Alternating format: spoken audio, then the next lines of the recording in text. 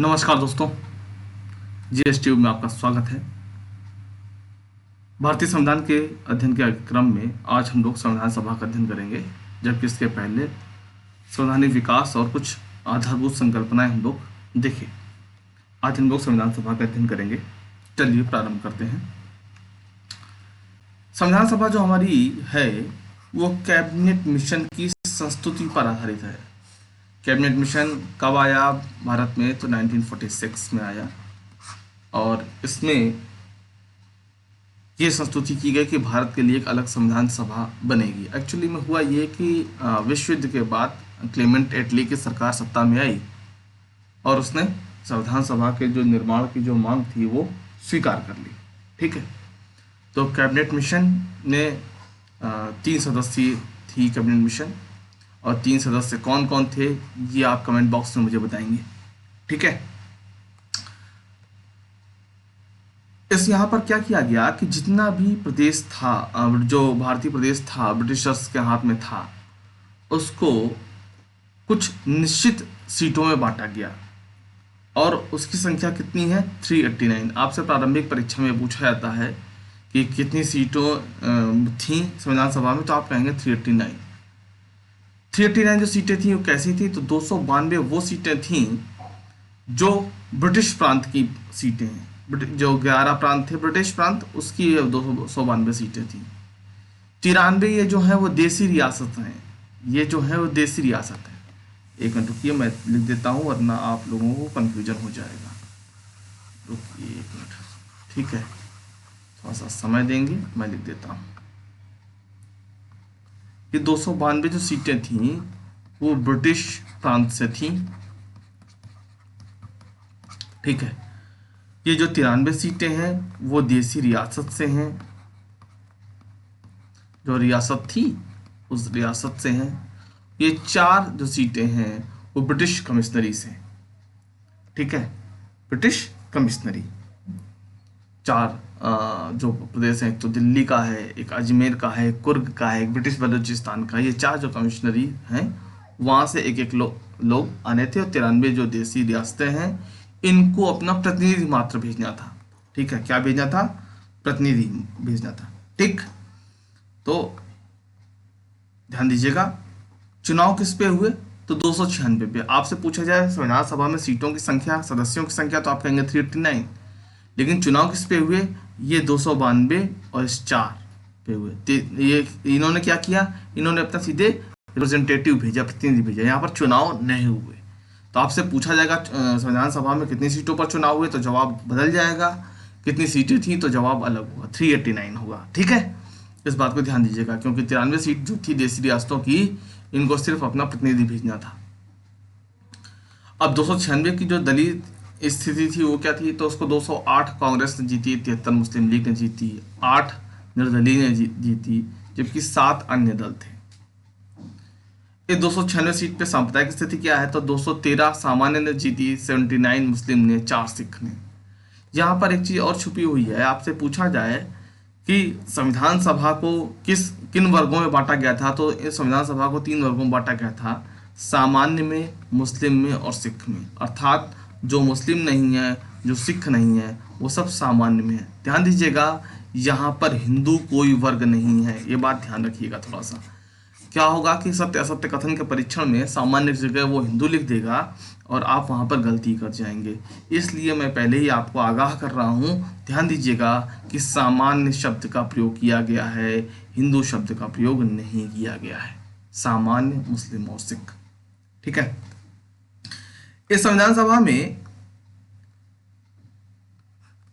15 महिला सदस्य चुनी गई, जबकि 26 अनुसूचित जाति से और 33 अनुसूचित जनजाति के लोग चुने गए। तो महिला की संख्या जरूर आप ध्यान दीजिएगा, क्योंकि किताबों में कई बार आपको महिलाओं की संख्या 9 लिखी गई है, जो कि त्रुटिपूर्ण है, तो आप इसमें परेशान नहीं होंगे। ठीक है, आपको कहीं भी 9, किसी भी बुक में 9 लिखा हो तो आप ये मान करके चलेंगे कि वो गलत ही है। ठीक है, ये नहीं सोचेंगे कि सर से पढ़ाने में गलती हो गई हो, ऐसा नहीं है, ये 15 ही सही है। ठीक, अब सवाल ये उठता है कि सदस्य संख्या मैंने आपको 389 बताई, तो 389 ही क्यों बताई, 390 क्यों नहीं बता दी?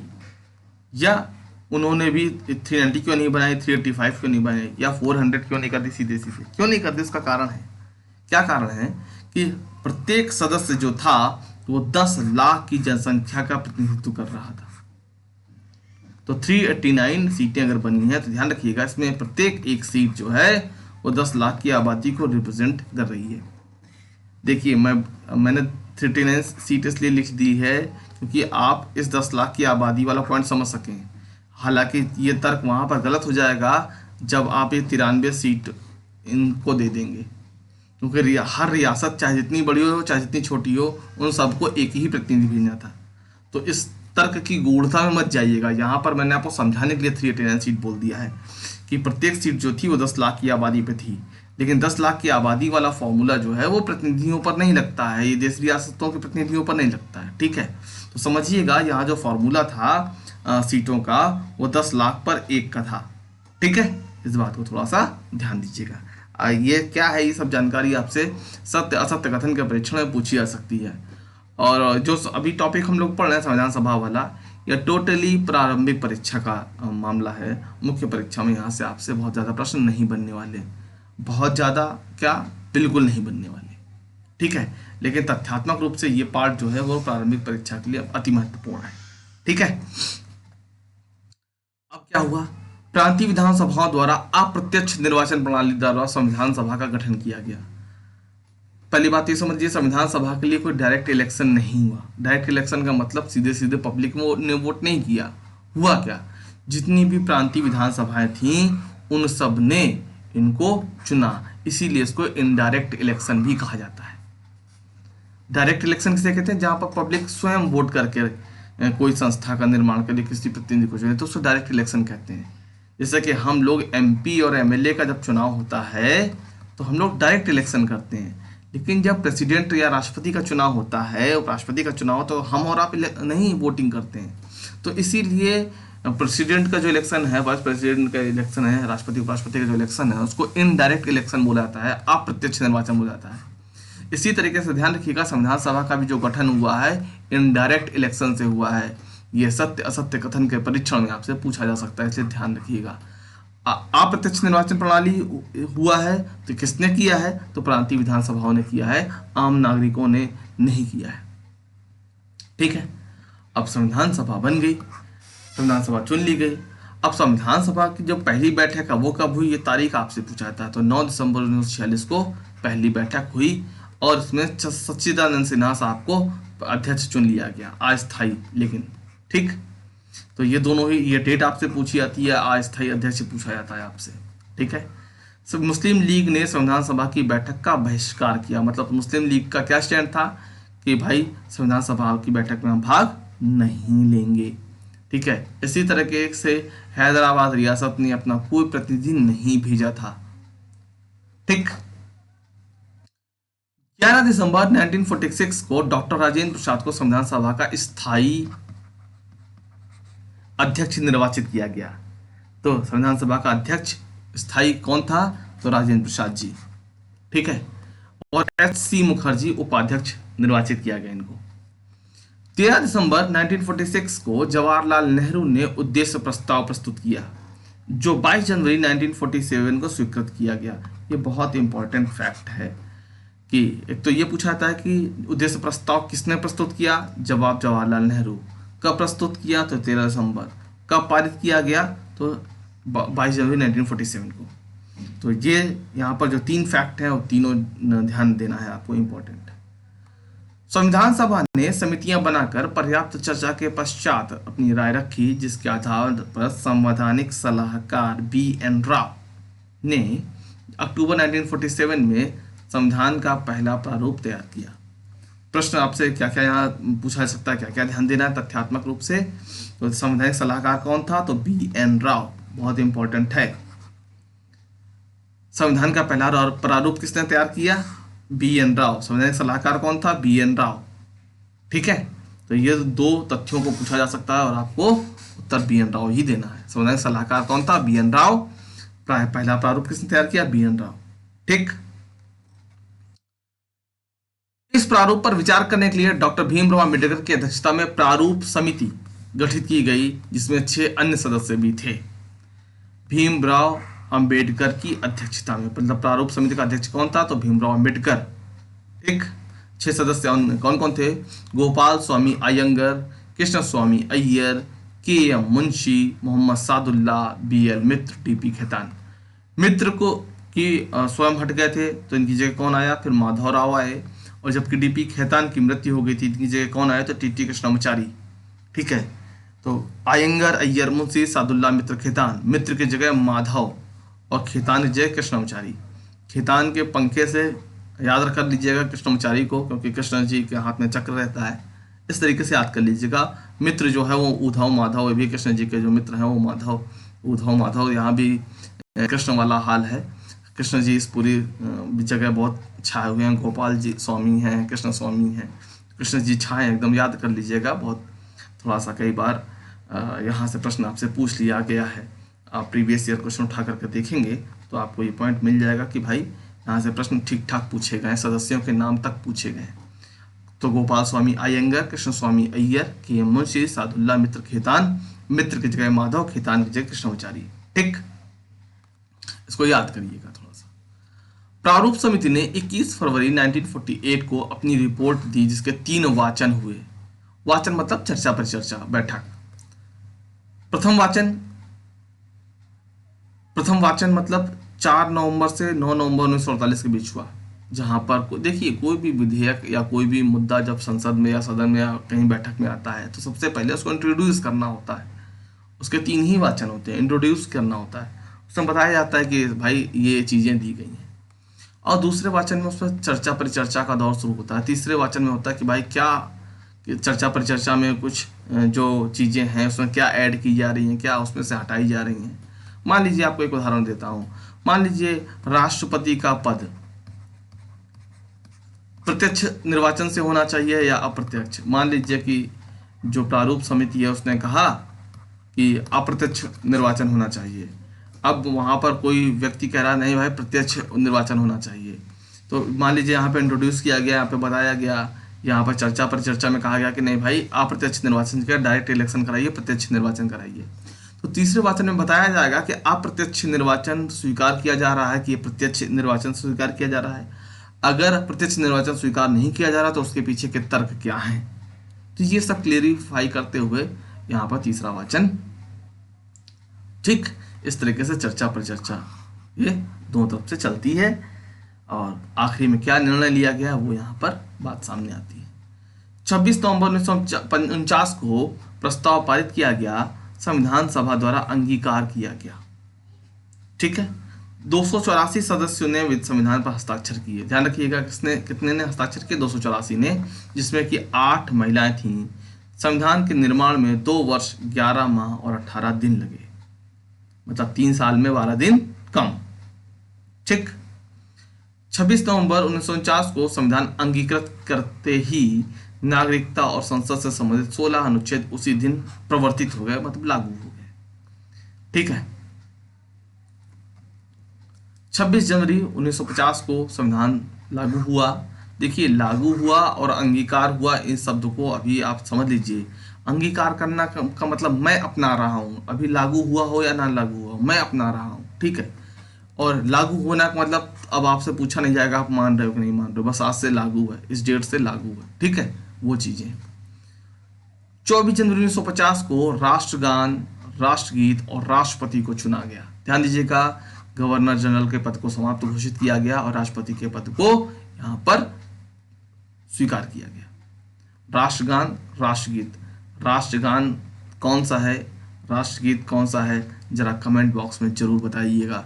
ठीक है, कुछ समिति और उनके अध्यक्ष हैं जो काफी पूछा जाता है परीक्षाओं में, तो उनको देख लेते हैं। प्रारूप समिति के डॉक्टर बी आर अम्बेडकर, संघ प्रावधान समिति जवाहरलाल नेहरू, प्रांत संविधान समिति वल्लभ भाई पटेल, देसी रियासत समिति डॉक्टर राजेंद्र प्रसाद, झंडा समिति डॉक्टर राजेंद्र प्रसाद। झंडा समिति को विशेष रूप से ध्यान दीजिएगा, कई बार पुस्तकों में जे.बी. कृपलानी लिखा हुआ है लेकिन वो गलत है, जे.बी. कृपलानी गलत है। हालांकि किताबें अब इसे सुधार रही हैं, लेकिन फिर भी हो सकता है आपके पास कोई पुरानी किताब रखी हो तो वहाँ जे.बी. कृपलानी लिखा हो तो वो थोड़ा सा ठीक कर लीजिएगा। हालांकि किताबों ने पिछले 3-4 साल से काफ़ी इस चीज़ को बदला है। पहले कॉपी पेस्ट के चक्कर में किताबों ने भी एक दूसरे का यही लिख रखा था, जे बी कृपलानी, लेकिन झंडा समिति के अध्यक्ष राजेंद्र प्रसाद जी हैं, ये बहुत स्पष्ट है। ठीक, तो ये रहा हमारा संविधान सभा से संबंधित कुछ तथ्य, और ये प्रारंभिक परीक्षा के लिहाज से काफ़ी महत्वपूर्ण है। ठीक, आगे अब देखते हैं संविधान को समझने के लिए कि भाई संविधान में आप पढ़ते हो भाग, वो क्या होता है, अनुसूची क्या होता है, अनुच्छेद और प्रस्तावना क्या है। ये यहाँ पर इसलिए जाना जरूरी है क्योंकि जब हम लोग आगे अब सीधे इस चैप्टर के बाद अब सीधे हम लोग उद्देशिका में जाएंगे। उद्देशिका क्या मतलब, जो संविधान का बुक है, संविधान की किताब है एक तरीके से, उसमें प्रवेश करेंगे। तो कुछ संविधान के विषय में की जो चीज़ें हैं उसको ज़रा सा ध्यान कर लें, क्लियर कर लें मन में। एक तो ये है कि भाग, संविधान में आपको हर जगह भाग, अनुसूची, अनुच्छेद जो शब्द मिलेंगे उसका मतलब क्या समझा जाए। एक्चुअली में जो आप अध्याय समझते हो, जो आपकी किताब में चैप्टर है ना, जो आप रामायण में कांड जिसको आप समझते हो, हाँ, महाभारत में पर्व आप समझते हो, वही कल्याण की रास्ता रंगिणी में चैप्टर को तरंग कहा गया है, ऐसे ही संविधान में भाग कहा गया है चैप्टर को। ठीक है, क्या कहा गया है, भाग। जहां भी वो भाग बोले आप समझ लीजिएगा कि चैप्टर की बात कर रहा है, खंड की बात कर रहा है वो। ठीक है, अब चलते हैं अनुसूची की तरफ। अनुसूची क्या है, जो आप घर से जो सामान लेने जब निकलते हो तो एक लिस्ट बना के ले जाते हो। ठीक है, वो जो आप लिस्ट ले जा रहे हो ना, लिस्टिंग कर रहे हो सामान की, वही अनुसूची है। अर्थात संविधान में जो चीज़ों को एक जगह किया गया है वो लिस्टिंग की गई है, उसी को अनुसूची कहा गया है। जैसे भूगोल किताब में झील, झरना, पर्वत, ज्वालामुखी एक पेज पे सूची बना कर लिख दिया गया है, या मुगल राजवंश को एक पेज पे लिख दिया गया किसके बाद कौन शासन किया, तो वो लिस्ट हो गई ना। ऐसे यहाँ भी लिस्ट है कि यहाँ पर राज्यों की सूची एक तरफ लिखा गया है ना, किस राज्य में राज्यसभा की सीट कितनी होगी वो एक लिस्ट में दिया गया है। ये सब अनुसूची है, वो जो लिस्ट है वही अनुसूची है, बस इससे अधिक कुछ भी नहीं है। अनुच्छेद, अनुच्छेद संविधान में पैराग्राफ। अच्छा, पैराग्राफ ये 1 लाइन का भी हो सकता है, 10 लाइन का भी हो सकता है, 20 लाइन का भी हो सकता है, लेकिन संविधान में जो पैराग्राफ है उसको अनुच्छेद कहा गया है। ठीक है, जैसे कि भाग 1, भाग 1 का मतलब चैप्टर नंबर 1। अब उसमें जो पहला अनुच्छेद है, भारत जो राज्यों का एक संघ होगा, इंडिया जो कि भारत है राज्यों का एक संघ होगा। अब क्या है, ये एक ही लाइन अपने आप में एक पैराग्राफ मानी जाएगी, वो नंबर उसका हो जाएगा 1। ठीक है, इस तरीके से जो पैराग्राफ है, जो लाइन है, वो भले 1 लाइन हो, 4 लाइन हो, 5 लाइन हो, वो पैराग्राफ ही है, वो अनुच्छेद कहलाता है। ठीक है, अब चलते हैं प्रस्तावना की तरफ। प्रस्तावना में क्या सीन है, प्रस्तावना में बात यह है कि जब आप किताब कोई भी बुक खरीदोगे तो देखोगे पहले पेज पे उसकी भूमिका लिखी हुई है, भूमिका या 2 शब्द, जहाँ पर वो प्राकथन, जहाँ पर लिखने वाला लेखक जो है अपना पुस्तक लिखने का उद्देश्य बताता है, कुछ लोगों को धन्यवाद अर्पित करता है और बताता है कि ये पुस्तक किस विषय पे लिखी गई है या किस परीक्षा के लिए लिखी गई है। ठीक है, तो इस तरीके से ये प्रस्तावना है जो बुक का पूरा उद्देश्य बताती है कि उसका उद्देश्य क्या है। ठीक है, चलिए देखते हैं भाग कितने हैं। भाग की संख्या कुल 22 है, गणना की दृष्टि से 25 है। ठीक है, गणना की दृष्टि से 25 और भाग 22 कैसे है अभी आपको समझा देते हैं। थोड़ा सा आगे चलेंगे, आपको लाइव एग्जांपल मिल जाएगा। जैसे भाग यहां पर 1 जो है, भाग 1 संघ और उसके राज्य क्षेत्र, अनुच्छेद 1 से 4। जब भाग 1 है वो क्या है, संघ और उसके राज्य क्षेत्र, अनुच्छेद 1 से 4। अनुच्छेद 5 से 11 तक क्या है, नागरिकता, और यही भाग 2 है। भाग 3 मौलिक अधिकार, अनुच्छेद 12 से 35। भाग 4 नीति शिक्षक तत्व, अनुच्छेद 36 से 51। भाग 4 का मौलिक कर्तव्य, अनुच्छेद 51 का। अब आप देखिए यहां पर 1 2 3 4 5, जब हम लोगों ने गिनती किया तो ये 5 आया, लेकिन वैसे कितने अनुच्छेद ये भाग हैं, तो 4, भाग 1, भाग 2, भाग 3, भाग 4 और 4 का या 4A जो भी आप कह लें, कोई समस्या नहीं है। इसी तरीके से ये चीज़ यहाँ लिखी हुई है कि कुल भाग तो 22 हैं, लेकिन अगर उनकी गिनती करेंगे तो 25 निकलेंगे। इसी तरीके से जैसे कि मैंने आपको यहाँ 4A और टोटल जो काउंटिंग में 5 आया है उसका डिफरेंस मैंने आपको बताया। ठीक है, तो ध्यान ये दीजिएगा कि ये भागों को थोड़ा सा, शुरुआत वाले भाग हैं उनको याद रखिएगा। क्यों याद रखिएगा? क्योंकि यह मैचिंग को पूछे जाते हैं, पूछा जाता है जब आपको शुरुआत से 3-4 दे देगा और कहेगा आप इसकी मैचिंग कीजिए। मतलब एक तरफ भाग 2 लिखेगा, 3 लिखेगा, 4 लिखेगा और 9 लिख देगा या 11 लिख देगा, और इधर उसके जो कंटेंट हैं वो लिख देगा, आपसे कहेगा मैचिंग कीजिए। ठीक है, तो इसलिए आपको जो स्क्रीन पर लिखे हैं उनको याद रखने की कोशिश कीजिएगा। हालांकि मैं पढ़ाता जाऊंगा तो इतना रिपीट करूंगा कि आपको खुद ही याद हो जाएगा, लेकिन फिर भी आप अपनी तरफ से ही कोशिश कीजिए। भाग 5 संघ से संबंधित है, भाग 6 राज्य से। अब यहाँ अनुच्छेद इतना याद रखने की इस तरफ जरूरत नहीं है, यहाँ जरूरत होगी मैं बता दूंगा, याद रख लें तो बहुत अच्छी बात है। भाग 7 अब संविधान में नहीं है, हटा दिया गया। भाग 8 क्या है? संघ राज्य क्षेत्र से संबंधित है, यूनियन टेरिटरी जो आप समझते हैं दिल्ली पौंडीचेरी। ठीक है। भाग 9 पंचायती राज से संबंधित है, 9 का नगर पालिका से, 9 का सहकारी समितियों से। तो भाग 9 खूब पूछा जाता है आपसे, ये भाग 9 किससे संबंधित है। भाग 10 अनुसूचित जाति और जनजाति से, भाग 11 संघ राज्य क्षेत्रों से। अच्छा देखिए, भाग आपसे पूछा जाएगा केंद्र राष्ट्र संबंध, तो ध्यान रखिएगा जो विकल्प देता है वो करके देता है ऐसे करके, ऐसे ऐसे ऐसे करके भाग जो देगा। तो आपको क्लियर होना चाहिए कि ये 9 लिखा है और ये 11 लिखा है, ये आपको क्लियर होना चाहिए। रोमन संख्या थोड़ा सा देख लीजिएगा, ये 10 होती है, लेफ्ट में 1 लिखा रहेगा तो -1 कहलाएगा, और राइट में लिखा है तो वो +1 कहलाएगा। ठीक है, तो ये प्रीवियस ईयर क्वेश्चन देखेंगे तो ये सब खेल आपको आयोग के मिलेंगे, है ना। आयोग, इसलिए पूरी तरीके से सतर्क रहिए। तो भाग 14 संघ और राज्य के दिन सेवाएं, भाग 15 निर्वाचन, भाग 17 राजभाषा से संबंधित है, भाग 18 आपात उपबंध और भाग 20 संविधान संशोधन। ये दोनों भी खूब पूछे जाते हैं। ये आपात उपबंध, संविधान संशोधन, ये 11 नंबर, 9 नंबर और भाग 3, 4 का ये जरूर पूछे जाते हैं आपसे, तो उनको याद रखिए, आवश्यक है। और इतना मान लीजिए आपको लग रहा है कि भाग आगे के नहीं लिखे हैं या बीच में 12-13 साल ने छोड़ दिया, तो परेशान बिल्कुल मत होइएगा, इतना याद रखेंगे तो बहुत काम चलेगा। इसके बाहर आपसे कभी कोई प्रश्न पूछा ही नहीं गया है, ना हो तो आप प्रीवियस ईयर क्वेश्चन चेक कर लीजिएगा एक बार। अब आते हैं अनुसूचियों की।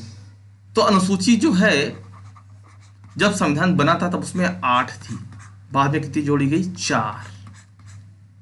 ठीक, 4 अनुसूची बाद जोड़ी गई। तो यहाँ भी कौन सी अनुसूची किससे संबंधित है ये आपको याद रखना पड़ेगा, क्योंकि यहाँ भी मैचिंग करने को आ जाता है। ठीक है, तो पहले से अनुसूची किससे संबंधित है? संघ और उसके राज्य क्षेत्र से संबंधित है। दूसरी अनुसूची किससे? प्रमुख जो पदाधिकारी है उनके वेतन भत्ते और पेंशन से संबंधित है।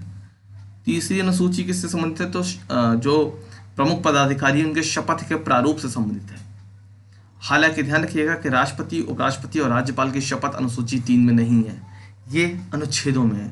जैसे कि आप देखेंगे राष्ट्रपति की शपथ अनुच्छेद 60 में है, उपराष्ट्रपति की 69 में है और राज्यपाल की 159 में है।